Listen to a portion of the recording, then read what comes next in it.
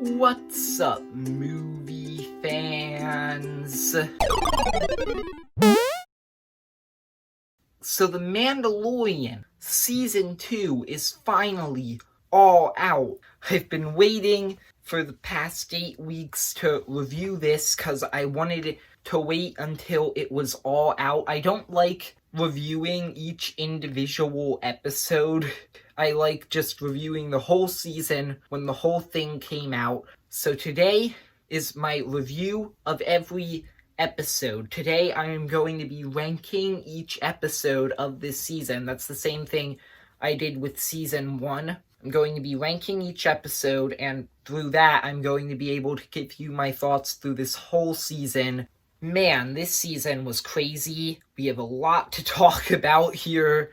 So let's get into it, starting with number 8. Well, chapter 10 of the whole show, but it was episode 2 of this season, The Passenger. That's my last place because I feel like this is the only episode this whole season that I can call just straight up filler. Like, sure, it serves a purpose in the story as you have Mando trying to get the frog lady to her home so that he can figure out where more of his Mandalorian kind are. Okay, but did we really need to have his ship crash and he has to fight spider monsters to get from point A to point B? Because I feel like there was a better way it could have been done. Like, I don't specifically know what that is, but anything had to have been better than this, because this was just boring, and they tried to make it a bit more interesting by making the frog lady an interesting character with her trying to save her entire race. Yeah, they tried, but I think they totally missed the point of how you make an emotional center of a story, considering the fact that Grogu eats the eggs and you're supposed to laugh every time he does is just disturbing. Like, that's dumb. That was a dumb way of doing it. And this is definitely my least favorite episode this season. It's the only one that I really didn't enjoy, so it comes down in last. Number 7 is episode 4 of this season, titled The Siege. This episode, I don't really have a lot of great things to say about it, but I also don't really think there's anything necessarily bad about it. It's just kind of alright. I like some elements to it, like seeing Greef and Kara again. That was cool. The additions to Kara's character and how she's from Alderaan, I thought that was really interesting. That was cool. I like the action in this episode, and I like the fact that they gave the Empire a reason for wanting Grogu, because, like, before it was kind of a mystery, but in this episode they kind of explain everything that's going on there. And I just think this episode was alright. I enjoyed it. Not really a lot to say, though. Number 6 is episode 3, The Heiress. This episode is the second time, I think, we've ever seen a Clone Wars original character in live action. And if you guys are wondering, wait, what was the first time? Fun fact that I only just learned very recently, because I've been rewatching the Clone Wars recently. Saw Gerrera, that one old guy from Rogue One, he isn't originally from Rogue One. He's actually from Clone Wars. So there you go. You learn something new every day. But seeing Bo-Katan again in this episode, getting back on topic, was really cool. I think it was great that they had the voice actor from Clone Wars voicing her, and, playing her. She just seemed like Bo-Katan from the animated show. Besides the fact that you get to see Bo-Katan again, this episode really doesn't have that much to offer. It has some cool action, but at the same time, the main storyline's not that interesting. It's just Mando trying to help Bo-Katan so that Bo-Katan will tell her where he can find a Jedi. Not really that interesting or compelling. Now, number 5 is episode 6, The Tragedy. Boba Fett.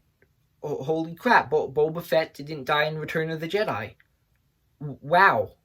Boba Fett? I think that seeing Boba Fett in this episode was really cool. And Boba is 20 times cooler in this show than he ever was in the original trilogy. To be completely honest, Boba isn't even that cool in the original trilogy. I don't know why everybody loved Boba so much in Empire Strikes Back and Return of the Jedi, because take his cool suit and the jetpack is basically all he has. Besides that, he's not that cool. But in this episode, wow, his action sequence and him fighting against the stormtroopers, that was awesome. I finally have a reason to say that Boba Fett is a really cool character. And then you also have some great action just all around in this episode. This is non-stop action in this episode, as you have Finnick,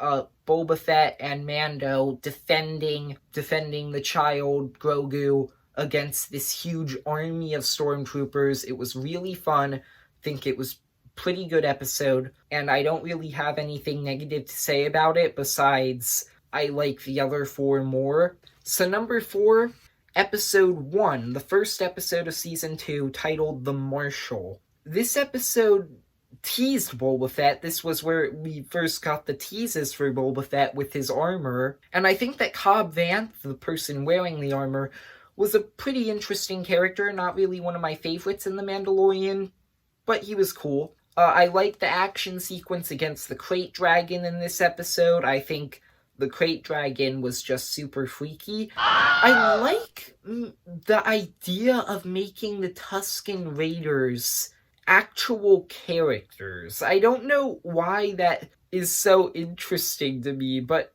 before the Tusken Raiders were just Tusken Raiders. But here in The Mandalorian, even in season 1, they're actually made into kind of interesting. Like, it's weird, but I like it. So, overall, this was a pretty good start to the season, and I don't really have a lot more to say about this one. I just like the top 3 more. And the top 3, wow, the top 3 is just insane. So let's get into them. Number 3 is episode 7 of this season, The Believer. This is my favorite episode in terms of character development. This entire season, no other episode has developed the characters this well. Mando and Mayfield are so good in this episode. Let's start with Mando, since he's the main character of the whole series. In this episode, you get to see how far Mando is willing to go to protect the child, or Grogu.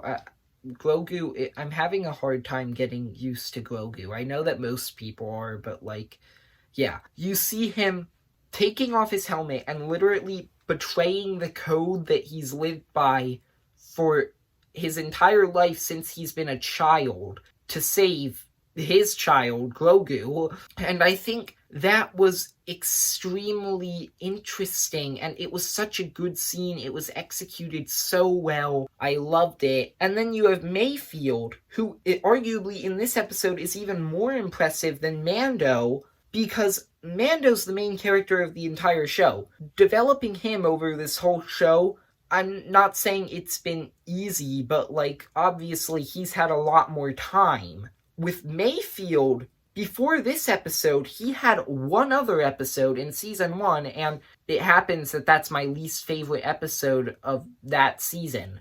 Mayfield, in this episode, the fact that they managed to turn him into a really interesting character, that's pretty impressive. They take the most interesting element of his character from season 1, and by that I mean the only interesting element, and the fact that he used to be an Imperial, an ex-Imperial.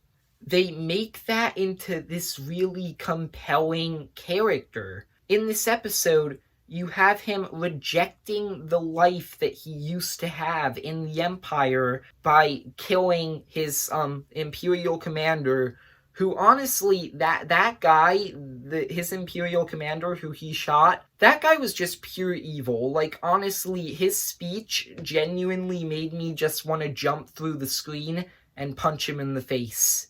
Mayfield rejecting the Empire and the life he used to have, it actually made me like his character more, because I didn't like his character at all in the first season.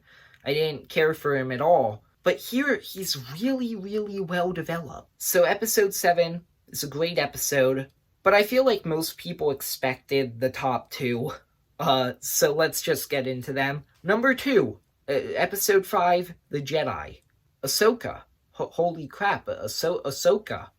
Ahsoka is in this episode, just holy crap. Seeing Ahsoka again was awesome. I loved her action. I loved how she acted. Rosario Dawson did a great job with Ahsoka because she just felt like the character from the show. She felt like Ahsoka.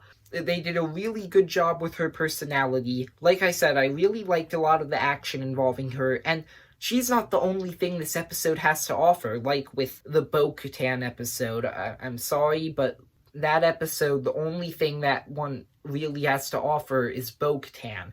In this episode, though, this has other things to offer, such as, well, Grand Admiral Thrawn, but also learning more about Grogu and how his name is Grogu and his backstory. I think that was all really good. And they also develop the bond between Mando and Grogu even more, as you have these training scenes where it shows that Grogu won't respond to Ahsoka, but he does respond to Mando. I think that was really interesting, and I think that just developed their bond way more. And I just really liked a lot of elements about this episode. I also like how quick this episode got going, because I expected when Ahsoka would show up, we would spend like an entire episode trying to find her, and she would like be found at the end of the episode. Nope, literally right in the first scene, Ahsoka's there immediately.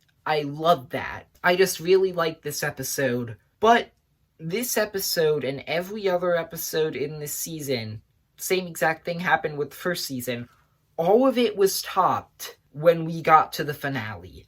Episode 8, The Rescue, is my favorite episode, not only of this season, but of the entire series. Because, wow. Just wow, wow, wow, wow, wow, wow, wow, wow. Wow.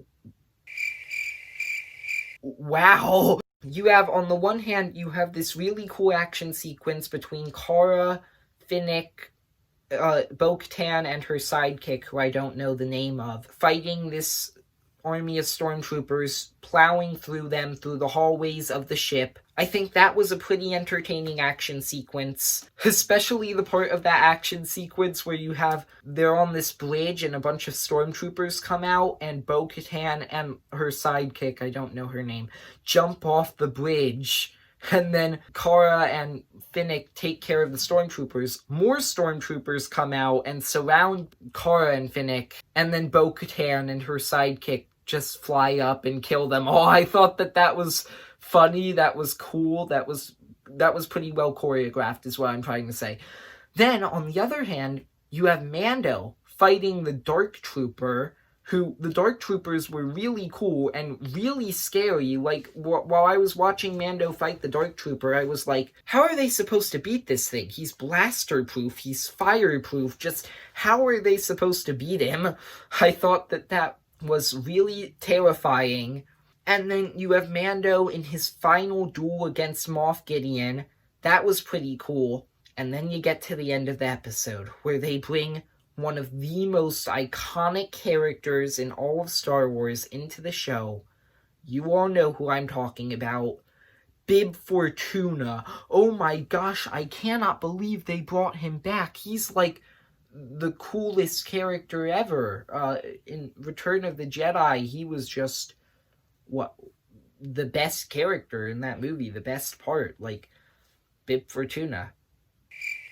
Oh, and also Luke. No, but seriously, Luke Skywalker in this episode was so cool. Seeing him fight these Dark Troopers and just plow through them was awesome. It's the best Luke action sequence in the entire Star Wars franchise. Luke was so cool in this episode. And then the season and this episode reaches its sad conclusion where you have Mando saying goodbye to Grogu and taking off his helmet so that Grogu can look at his face for the first time. I almost cried. Like, that was really, really cool. This entire season was so good, honestly. I honestly don't really like season 1 that much. I still like it, but it just had way too much filler, in my opinion. Not this season, though. This season was fantastic. So there you go. That's my thoughts on all the episodes of The Mandalorian Season 2. I hope you enjoyed. If you did, like and subscribe, and see ya, movie fans.